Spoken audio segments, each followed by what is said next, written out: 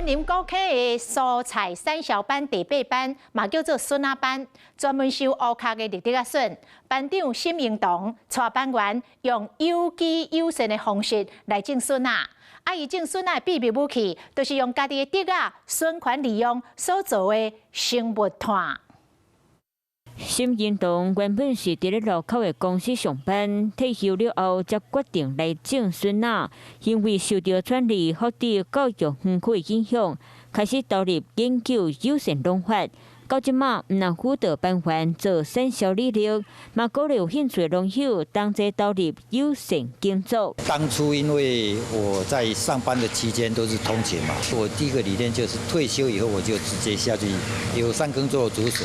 来到笋仔园，除了有机肥料，沈明堂另外一个促进友善农业的秘密武器是生物炭，会当改善土摆 pH 值。除掉以后，咱直接在田间曝晒1年，晒干以后下去燃烧这个生物炭。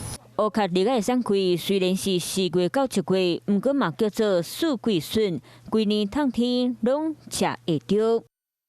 Hello， 我是蒋欣梅。想要抢先掌握最及时的新闻资讯吗？赶快订阅、按赞、开启小铃铛，锁定华视新闻 YouTube 频道。